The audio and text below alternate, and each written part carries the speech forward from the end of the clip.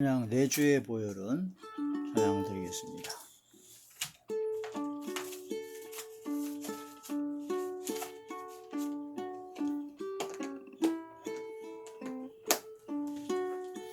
내 주의 보혈은 정하고 정하다.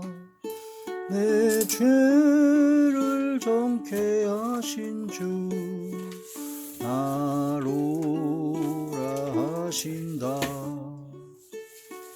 내가 주께로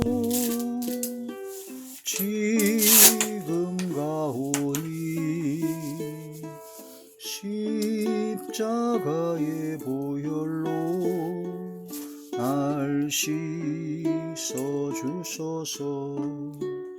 약하고 주해도 주께로 나가면 힘 주시고 내 주함을 곧 씻어 주시네. 내가 주께로 지금 가오니 십자가의 보혈로 날 씻어 주소서. 나로라 하심은 온전한 믿음과 또 사랑함과 평안함 다 주려 함이라. 내가 주께로 지금 가오니 십자가의 보혈로 날 씻어 주소서. 문죄인 복받아 일기를 얻었네. 한없이 넓고 큰 은혜 베풀어 주소서. 내가 주께로 지금 가오니 십자가의 보혈로 날 씻어 주소서. 그 피가 맘속에 큰 증거 됩니다. 내 기도 소리 들으사 다 허락하소서.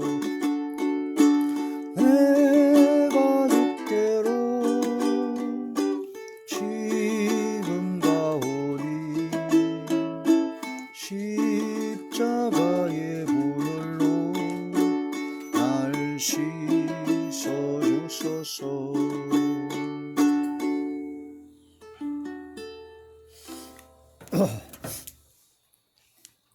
하나님의 놀라운 축복의 비밀하신 말씀은 에베소서 제4장 31절에서 32절의 말씀입니다. 너희는 모든 악독과 노함과 분냄과 떠드는 것과 비방하는 것을 모든 악의와 함께 버리고 서로 친절하게 하며 불쌍히 여기며 서로 용서하기를 하나님이 그리스도 안에서 너희를 용서하심과 같이 하라. 아멘. 하나님 감사함을 드립니다. 오늘도 이 한 시간도 아버지 말씀과 기도와 찬양으로 영광 돌리게 하심을 감사함을 드리옵고 이 예배 전체가 하늘의 상달이 되고 연락이 되고 하나님께서 기뻐 받으시는 영적 예배만 되게 하여 주시옵소서. 천지와 만물과 우주의 모든 걸 창조하시고 역사하시고 섭리하시고 주관하시는 성삼위일체 나의 왕 나의 주 나의 아버지께 영광과 존귀와 감사와 찬양을 모두 돌려드립니다.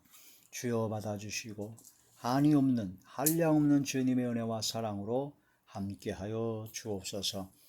이 시간도 말씀을 전할 때 대언의 영과 보혜사 진리 영과 통달의 영으로 함께하시고 오직 진리의 생명의 말씀만을 전하게 하시며 권세 있는 새 교훈의 말씀이 되게 하여 주시옵소서. 말씀을 듣는 모든 분들의 마음의 문이 활짝 열리게 하시고 영안과 심안과 지안이 열리며 듣는 귀를 열어서 인치듯 교훈하여 주시옵소서. 아버지께서 함께 하시고 역사하여 주실 것을 믿사옵고 우리 주 예수님의 이름으로 감사하며 간절히 기도 올리옵나이다. 아멘. 사도신경 강의 제 23번째 시간입니다. 오늘 말씀의 제목은 죄를 사하여 주시는 것을 믿습니다 라는 말씀이 제목이 되죠. 죄를 사하여 주시는 것을 믿습니다. 전능하사 천지를 만드신 하나님 아버지를 내가 믿사오며 그의 아들 우리 주 예수 그리스도를 믿사오니 이는 성령으로 잉태하사 동정녀 마리아에게 나시고 본디오 빌라도에게 고난을 받으사 십자가에 못 박혀 죽으시고 장사한 지 사흘 만에 죽은 자 가운데서 다시 살아나시며 하늘에 오르사 전능하신 하나님 우편에 앉아 계시다가 저리로서 산 자와 죽은 자를 심판하러 오시리라. 성령을 믿사오며 거룩한 공회와 성도가 서로 통하는 것과 죄를 사하여 주시는 것과 몸이 다시 사는 것과 영원히 사는 것을 믿사옵나이다. 그래서 이제 죄를 사하여 주시는 것과 죄를 사하여 주시는 것을 나는 믿습니다. 오직 예수 그리스도 안에서 우리를 용서해 주십니다. 즉 예수님께서 십자가에 못 박혀 돌아가신 것이 바로 나의 죄 때문에 돌아가셨다. 그것을 마음으로 믿고 입으로 시인하고 하나님 앞에 통회하고 자복하고 회개하고 또한 이제는 용서함 받고 나서 이제는 예수님만이 나의 주님이신 것을 시인하고 고백하며 오직 주님의 말씀대로 이제 순종하며 삶을 살아가겠다고 하는 결단과 소망을 가지고 감사와 기쁨이 충만한 가운데 있게 되면 그리스도 예수 안에 있는 겁니다.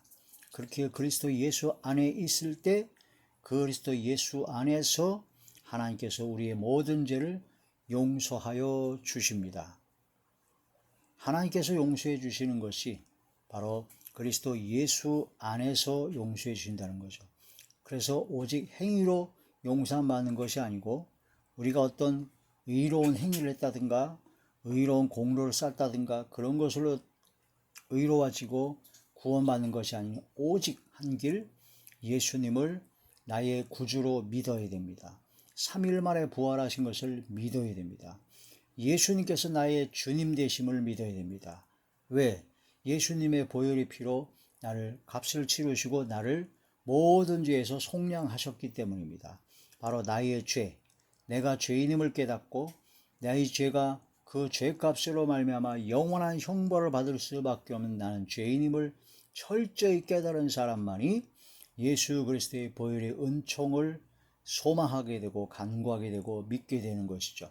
그래서 예수님의 보혈의 공로에 의해서 나의 모든 죄가 사함받았다는 것이 믿어졌을 때, 그게 마음으로 믿어졌을 때, 그걸 믿을 때 그게 바로 의로 여기심을 받았고 입으로 시인하여 주님 은혜에 감사하며 기쁨으로 영광 돌리며 이제 주님 앞에 통회하고 자복하고 회개하여 용서함 받고 진실로 나의 주님으로 모시고 주님으로 인정하고 이제 주님의 뜻을 따라 살겠다고 하는 결단에 그런 결심에 회심에 회개의 마음과 생각과 말과 행동과 삶이 따라가야 된다 하는 그런 말씀이 되는 것이죠.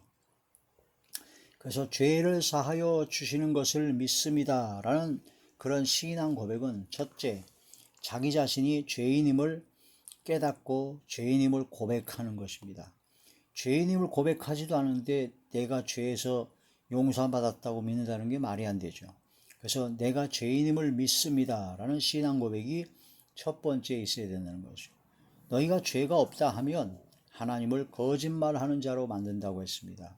이 세상에 죄 없는 사람은 하나도 없습니다. 죄는 크게 네 가지입니다. 첫째, 원죄가 있습니다. 아담과 하와로부터 시작된 원죄가 있어서 사람이 한 번 죽고 여인은 해산하는 고통이 크게 더해지고 사람은 열심히 땀에 흘려야 일을 해야지만이 먹고 살 수 있는 그런 가장 기본적인 온 인류에게 닥친 그런 원죄가 있습니다. 원죄. 그래서 사람이 죽는 것을 한번 정하신 것이요 그 외에는 심판이 있으라 하신 것처럼 모든 사람은 단 한 명도 예외 없이 다 죽습니다. 영혼과 육체가 분리되는 바로 죽음을 맞이하게 됩니다. 그것이 바로 원죄로 인한 것입니다. 그 다음에 조상의 유전죄가 있습니다. 우리가 하나님 앞에 범죄하게 되면 그 모든 죄값의 보응이 그 유전의 성질이 내 자손에게 이어집니다. 우리가 얼굴 모양을 태어나고 성격이나 또 습관 또 여러 가지 병의 유전적인 병들 그런 모든 것들이 내가 처음부터 갖고 나온 것이 아닙니다. 바로 부모님으로부터 바로 유전되어진 것이죠. 그래서 당뇨라든가 고혈압이라든가 그런 성인병을 많이 앓을 수 있는 병이 들어갈 수 있는 그런 취약한 사람은 그 부모님 세대, 그 할아버지 할머니 세대에서 그런 집안의 그런 당뇨나 고혈압이나 그런 모든 성인병에 노출이 돼서 병력이 있는 사람들이 대부분 그런 것이 유전이 됩니다. 병력도 유전이 되고요. 성격도 유전이 됩니다. 그 아버지의 성격, 그 어머니의 성격, 또 재능도 유전이 됩니다. 그 어머니나 아버지가 음악의 조예가 깊은 사람은 그 재능을 자식이 타고나죠. 또 여러 가지가 다 유전이 됩니다. 그런데 육적인 것뿐만 아니라 마음, 심적인 것, 지혜, 재능 다 유전이 되는데 영적인 것도 유전이 됩니다. 바로 죄가 유전이 됩니다. 그래서 출애굽기라든가 신명기에 보게 되면 너희가 하나님 앞에 범죄하고 불순종하면 자손 3, 4대까지 보응하리라. 그래서 솔로몬이 하나님 앞에 범죄한 그 죄값으로 말미암아 그 아들 르호보암 시대 때 나라가 나뉘었습니다. 북이스라엘과 남유다로. 히스기 왕의 범죄 또한 므낫세 왕의 범죄 때문에 이스라엘 민족이 70년간 바벨론 포로 생활을 하게 되었습니다. 그게 바로 조상의 유전죄죠. 그 다음에 우리가 스스로 짓는 자범죄가 있습니다. 내가 태어나서부터 살면서 짓는 자범죄가 있는데 크게 두 가지입니다. 겉으로 드러나는 죄가 있죠. 말로 욕하고 거짓말하고 비방하고 악한 말을 하고 말로 범죄하는 것이 있죠. 그 다음에 행동으로 범죄한 것이 있습니다. 행동으로 사람을 죽이거나 도둑질하거나 또한 간음을 행하거나 또한 욕하거나 비방하고 싸우고 다투고 혈기 뭐 그런 모든 말과 행동으로 지은 죄가 있습니다. 말과 행동으로 짓는 죄가 있는데 그 다음에 또 뭐가 있냐면 마음으로 생각으로 짓는 죄가 있어요. 그래서 여자를 보고 간음을 음욕을 품는 자마다 이미 마음에 간음을 했다. 형제를 미워하는 마음을 품으면 그 마음에 이미 살인을 했다. 그래서 마음으로부터 시작해서 악한 생각으로부터 시작돼서 말과 행동이 나오기 때문에 마음과 생각으로 짓는 죄들이 있다라는 거죠. 그럼 이 네 가지 중에서 원죄하고 조상 유전죄를 일단 접어두고 내가 스스로 짓는 자범죄만 생각하더라도 내가 태어나서 지금까지 살면서 얼마나 많은 죄를 졌겠습니까? 말씀을 깨닫기로면 깨달을수록 죄를 깨닫게 됩니다. 성경 말씀을 보면 볼수록 깊이 은혜를 깨달으면 깨달을수록 죄를 깨닫게 됩니다. 어떤 사람이 성경에 막 통달을 하고 성경 말씀이 막 열리고 엄청나게 설교도 잘하고 성경 말씀을 어디 몇 장 몇 절 성경이 줄줄줄줄 다 암송을 하는데 자기는 회개할 것이 없는 의인이다. 그거 잘못 깨달은 겁니다. 그거는 성령의 역사에서 깨달은 게 아니라 악령의 역사입니다. 악령, 마귀와 귀신과 어둠의 세력은요 절대로 회개를 못하게 합니다. 왜냐? 회개를 하게 되면 하나님께 용서함 받고 지옥으로 갈 자가 천국으로 바꿔지거든요. 그래서 성령께서 역사하시면 죄를 깨닫게 되고 양심의 가책을 받게 되고 성령의 감동으로 지나간 죄를 회개하게 되고 하나님 앞에 정직하고 솔직하게 고백을 하게 됩니다. 자복을 하게 된다는 것이죠. 통회하고 자복하고 회개하는 역사는 그게 바로 성령 역사입니다. 악령은 절대로 그걸 하지 못하게 합니다. 넌 잘났다. 너 죄가 없다. 너는 전혀 죄를 회개할 것이 없고 넌 죄인이 아니다. 너는 최고로 멋진 놈이다. 네가 최고로 잘났다로 자기 자랑과 자기 교만에 빠지게 되죠. 그래야 멸망하니까. 그래야 마귀와 귀신들이 가는 지옥불 속에 그 사람을 끌고 갈 수가 있으니까 마귀와 귀신과 어둠의 세력은 절대 회개를 못하게 합니다. 그러나 성령께서 역사하시면 말씀이 깨달아지면 깨달을수록 죄가 깨달아집니다. 죄아래 우리를 가둬버립니다. 그래서 오직 한 길 예수 그리스도를 믿는 믿음으로 나아가게 되고 바로 성령 역사로 말미암아 회개가 되게 됩니다. 통회하고 자복하고 회개하고 낮아지고 겸손해지고 예수님을 믿는 믿음으로 나아가게 된다. 그게 바로 성령 역사죠. 이게 죄인임을 깨달아야 된다는 거죠. 죄인임을. 디모데전서 제1장 15절의 말씀을 보면은 사도 바울은 고백하기를 자기 자신을 죄인 중에 괴수라고 했습니다. 괴수. 죄인 중에 두목이라고 그래요. 우두머리라고 했어요. 죄인 중에 괴수라고. 사도 바울이 로마서에서부터 빌레몬서까지 무려 성경 10권을 받았은 분이요. 죽은 자도 살렸고 온갖 기적과 표적이 장이 났으며 장가도 아니하고 선교여행을 통해 죽음을 무릅쓰고 수많은 고난과 난간 속에서 복음을 전했던, 그러다가 끝에 순교한 그분이 바로 자기 자신을 죄인 중에 괴수라고 합니다. 성경 말씀이 열리면 열수록 회개할 것밖에 없습니다. 낮아질 것밖에 없습니다. 그래서 우리는 용서받은 죄인입니다. 용서받은 탕자입니다. 성경 말씀을 깨달으면 깨달을수록, 성령의 충만함을 받으면 받을수록 그걸 철저하게 깨달아서 낮아지게 되고 겸손하게 됩니다. 죄인 중에 괴수라고 했습니다. 로마서 3장 20절에 보니까 율법으로는 죄를 깨닫는 것이다. 죄를 깨닫는 게 목적입니다. 성경 말씀을 통해서. 성경 말씀은 딱 두 가지입니다. 이러이러한 것은 하라, 이러이러한 것은 하지 말라. 두 가지 중에 선택을 하는 겁니다. 죄를 깨닫는 겁니다. 죄를 깨달아야 회개하게 되고, 회개하여 용서함 받아 하나님의 자녀가 되는 것이죠. 구원을 받는 것입니다. 믿는다는 것은 예수님께서 십자가에 못 박혀 돌아가신 것이 바로 나의 죄 때문에 돌아가셨다. 그게 믿어져야 믿음입니다. 그게 믿어져야 그 믿음으로 회개가 되고 용서함 받고 감사와 기쁨으로 영광 드리고, 아, 이제는 예수님이 나의 구세주시구나. 그게 믿어지는 것이요. 이제는 주님의 말씀대로 살겠습니다. 3일 만에 부활하신 예수님을 믿습니다라는 고백이 나오게 된다. 죄인임을 깨닫는 것이 바로 죄를 사하여 주시는 것을 믿습니다의 첫 번째 신앙 고백이 되어야 되는 것이고, 이제 우리는 하나님 앞에 용서함의 은혜를 받았습니다.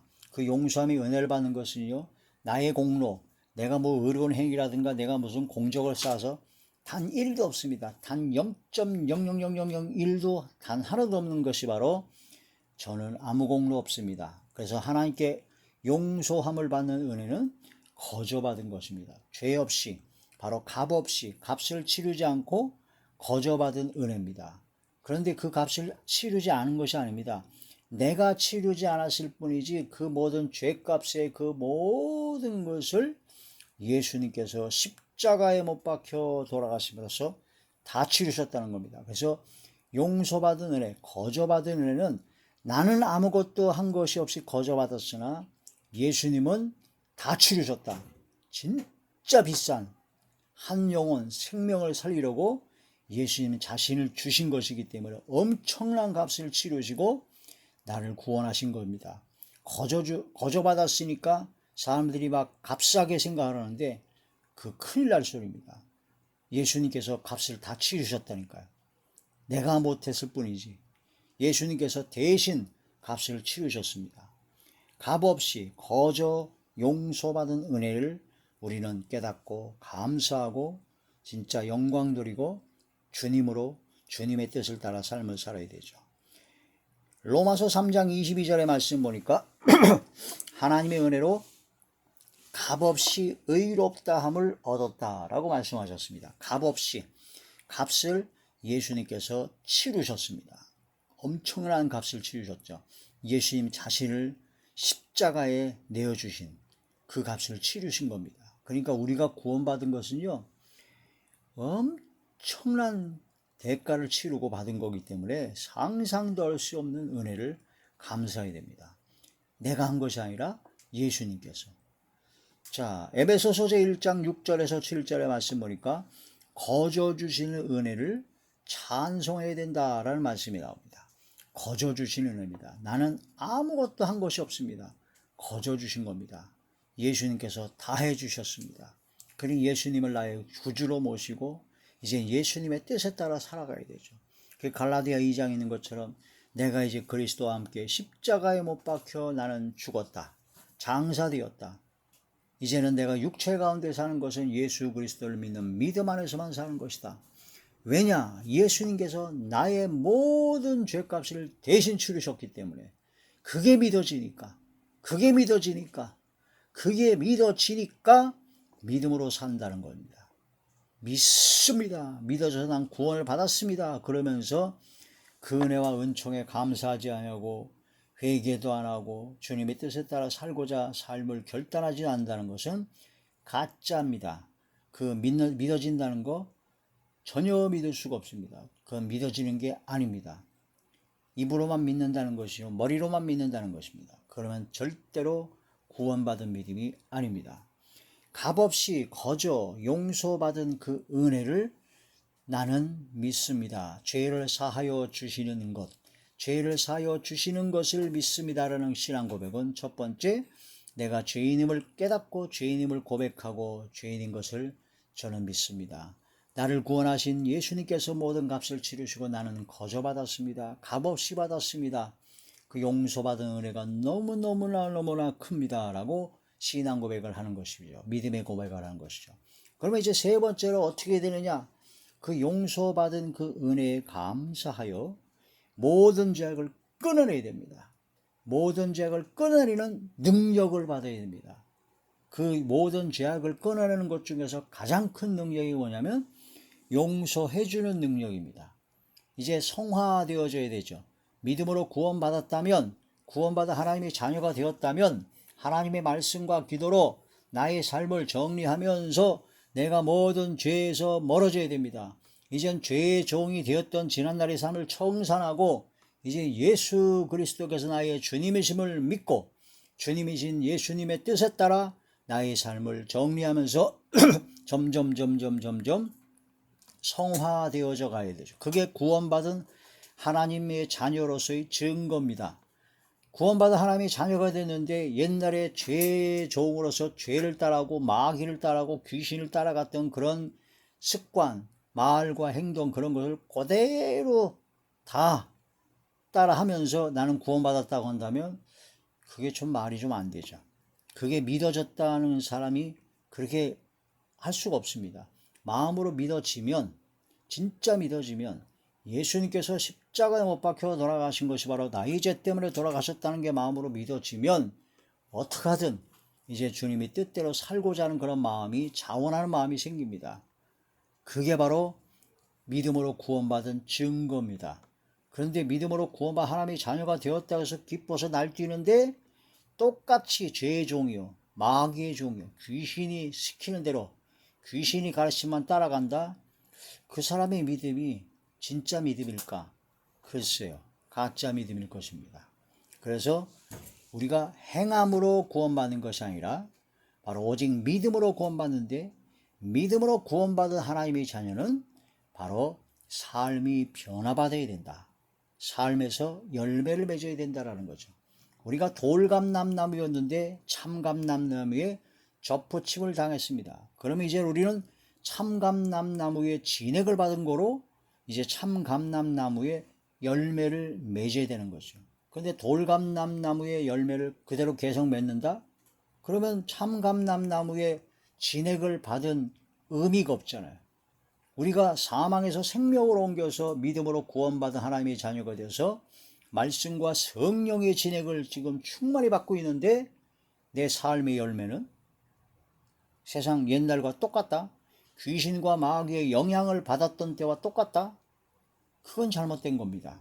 그렇게 되면은 하나님의 진노가 임할 수가 있습니다. 자, 용서받은 은혜에 감사하여 모든 죄악을 끊어내는 능력을 행해야 됩니다. 하루아침에 되기는 어렵지만 계속 도전하고, 그래서 말씀과 기도로 거룩해지니라, 성화되어져야 된다는, 거룩함이는 열매를 맺어야 된다는 것이죠. 그 중에 가장 큰 능력이 뭐냐? 용서하는 능력입니다. 예수 그리스도 안에서 우리를 용서해 주신 것 같이 너희도 서로 용서하라. 그게 오늘 본문의 말씀입니다. 불쌍히 여기며 서로 용서하기를 하나님이 그리스도 안에서 너희를 용서하심과 같이 하라라는 것입니다. 불쌍히 여기는 겁니다. 긍휼히 여기는 것입니다. 내가 하나님 앞에 엄청난 용서를 받았기 때문에 나에게 잘못한 사람, 악을 행하는 사람도 나도 용서해 줄 수가 있어야 되는 거죠. 마음의 중심으로부터 용서하지 않으면 안 된다. 1만 달란트 빚진 자를 탕감해 줬더니 100다나리온 빚진 자를 만남에 그걸 용서하지 않아서 하나님의 진노를 받았죠. 우리가 하나님 앞에 용서 안 받는 것은 1만 달란트, 그 다음에 우리에게 죄 지은 자, 잘못한 사람은 100데나리온입니다. 1만 달란트와 100데나리온의 그 차이는 상상도 할 수 없는 엄청난 차이입니다. 하나님께 우리가 용서 안 받은 것은 원죄, 조상 유전죄, 태어나부터 지금까지 지은 모든 자범죄를 다 용서해 받습니다. 과거, 현재, 미래의 모든 일을 다 용서해 받았습니다. 그러므로 회개하기만 하면, 하나님 앞에 자복하기만 하면 다 용서 받습니다.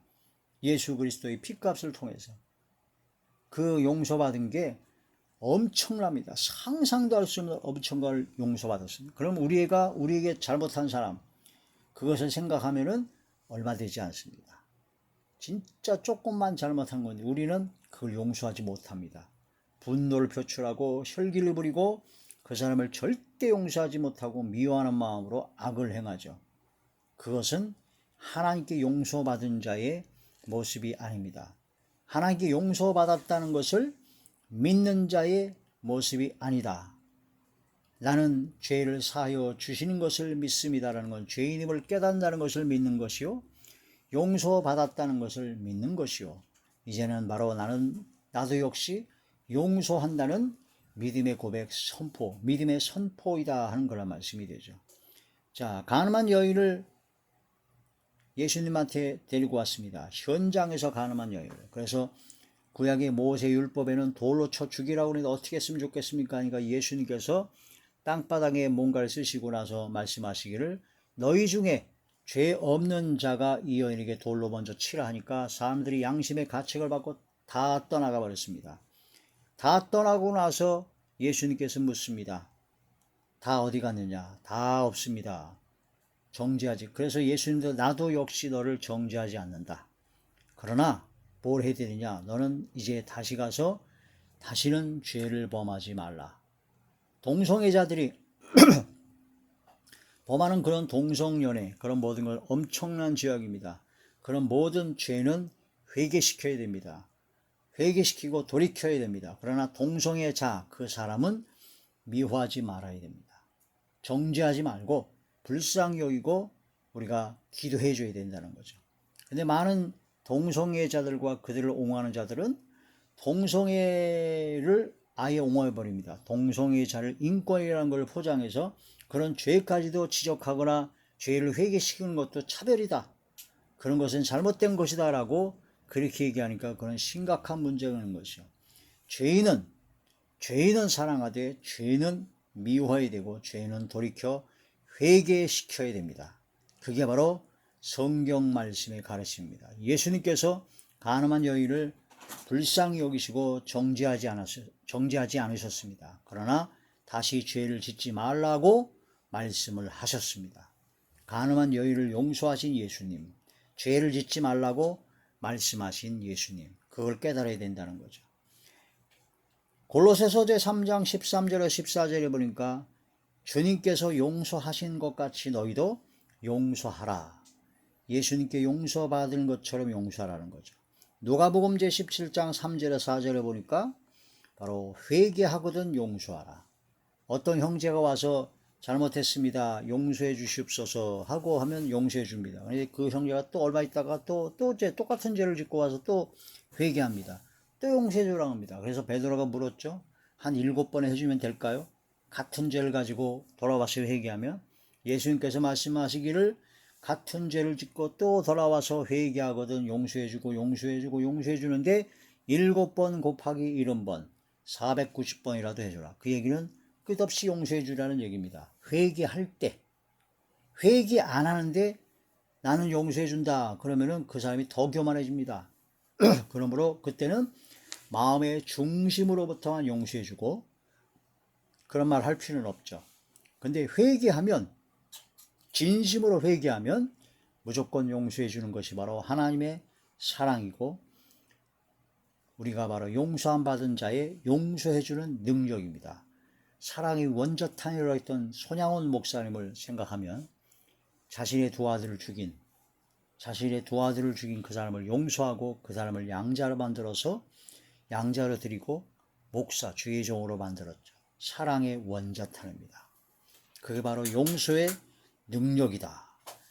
마태복음 제18장 33절에 35절에 보면 마음으로부터 형제를 용서하라. 마음으로부터 형제를 용서해야 됩니다. 그래서 마음의 중심으로부터 형제를 용서해 줘야 됩니다. 그래서 우리가 기도할 때 섭섭하고 미운 마음이 들고 괘씸한 그런 사람을 용서해 주는 용서의 기도가 아주 필요합니다. 그 용서의 기도를 처음엔 잘 안 나옵니다. 축복 기도 안 나옵니다. 그러나 계속 하나님의 말씀에 복종을 하다 보면 불쌍히 여기는 마음이 듭니다. 그리고 진심으로 용서해 주고 싶은 마음이 들고 진심으로 용서하게 되고 사랑하게 되고 그들을 위해서 축복 기도하게 된다는 그런 말씀이 되죠. 하나님의 말씀에 나를 쳐서 복종하는 것이 굉장히 중요합니다. 내 성질 나는 대로 같이 욕하고 같이 싸우고 그런 것은 전혀 하나님께서 기뻐하시는 것이 아닙니다. 그러므로 마음의 중심으로서 형제를 용서하고 그 형제가 회개하거든 나도 너를 용서한다라고 얘기하지만 그 형제가 회개는 안 하고 온갖 교만을 다 떨어요. 근데 거기 가서 나는 마음으로 중심으로서 용서했으니까 난 당신을 용서합니다라고 하면 그 사람이 그 용서한다는 그 얘기를 듣고 오히려 교만해져서 악을 행할 수가 있으므로 그럴 때는 삼가하고 마음의 중심으로부터 용서하는 것이 중요하다. 그러나 이제 회개할 때 반드시 용서해줘라. 이게 바로 성경 전체의 가르침이다. 그래서 어떤 때는 교만해서 회개도 안 하는데도 나는 널 용서한다라고 얘기해 줄 필요도 있어요. 그렇게 되면 그 사람이 자기의 그 잘못을 깨닫고 수치를 느껴서 변화될 수 있는 가능성이 있으므로 그럴 필요도 있습니다. 그러나 대부분은 더 교만해집니다. 더 악해집니다. 그 상황에 따라서 하나님의 성령에 이끌림 받아 하나님의 말씀에 따라 하나님께서 명령하신 성령의 감동에 따라 회개하지 않아도 그 사람을 용서해 준다는 말을 할 필요도 있을 때도 있습니다. 그러나 대부분은 교만이 더해집니다. 더 악합니다. 네가 뭔데 날 용서해? 내가 어떤 죄를 져서 네가 날 용서한다고 그러냐 하고 더 악을 행할 수가 있으므로 삼가 조심해야 되죠.